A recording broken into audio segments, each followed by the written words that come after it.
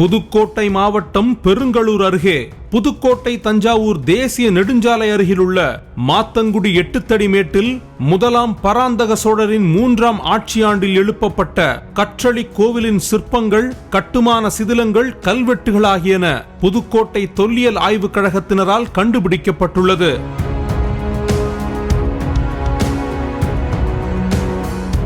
இதுகுறித்து தஞ்சாவூர் தமிழ் பல்கலைக்கழக தொல்லறிவியல் துறை ஆய்வாளர் மணிகண்டன் கூறுகையில், 2017ஆம் ஆண்டு மாத்தங்குடியைச் சேர்ந்த சங்கர் மற்றும் செல்வநாதன் அளித்த தகவலை அடுத்து மாத்தங்குடி பகுதியில் தொடர் கள ஆய்வு மேற்கொள்ளப்பட்டது. அதேபோல் பெருங்களூர் மங்களநாயகி கோவில் கட்டுமானத்தில் உள்ள கல்வெட்டுகள் குறித்து அவ்வூரைச் சேர்ந்த புதுக்கோட்டை வரலாற்று பேரவை செயலாளர் மாரிமுத்து அளித்த தகவலை தொடர்ந்து அந்த கோவிலில் 24 கல்வெட்டுகள் புதுக்கோட்டை தொல்லியல் ஆய்வுக் கழகத்தின் தலைவர் கரு நாகராஜன் உதவியுடன் தோண்டி எடுக்கப்பட்டது.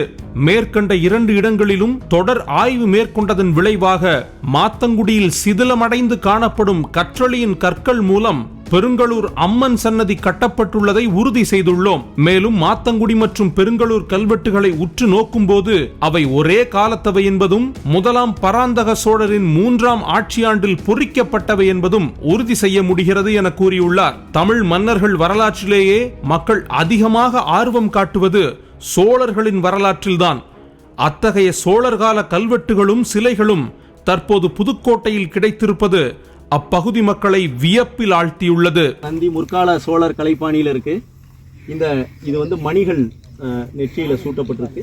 கண்கள் நல்ல விரிந்த கோலத்துல சிறிய அளவிலான கொம்பு அமைப்போட நெற்றியில வந்து வில்வ இலை சூட்டப்பட்டிருக்குது. கழுத்துல மணிகள், அருமையா வந்து மணிகள், கழுத்துல மணியோடு கூடிய அந்த நந்தியினுடைய தோற்றம். சிறிய காதுகள், பெரிய காது இல்ல, சிறிய காது, உடலமைப்போட ஒரு அமர்ந்த நிலையில இங்க நந்தி, முழு நந்தியாக இங்க கிடைக்குது. பராந்தக சோழன் 3வது ஆட்சி ஆண்டில் மதுரையை படையெடுத்து போய் மதுரை கொண்டன்னு பட்டம் பெறான். அந்த 3ஆம் ஆட்சி ஆண்டிலேயே தான் எனக்கு இந்த கோயில் செய்யப்பட்டிருக்கு. ஆனால் மதுரை கொண்டன்னு வரல. அதனால மதுரை கொண்டன்னு வராததுனால இந்த கோவில் வந்து மதுரையை வெற்றி பெறுவதற்கு முன்பாக கட்டப்பட்டிருக்கணும்னு அனுமானிக்க முடியும். இந்த சிற்பம் வந்து பராந்தகர் காலத்தைய சிற்பம்.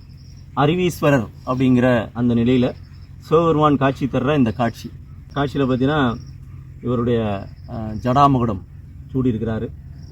இவருடைய பக்கவாட்டில் 4 கரங்கள் இருக்குது. இந்த இடத்தை சுற்றி மிக தொன்மையான 1100 ஆண்டுகள் பழமையான பராந்தகர் காலத்தைய கட்டுமானங்களுக்கு கிடைக்கிறது சிறப்பு.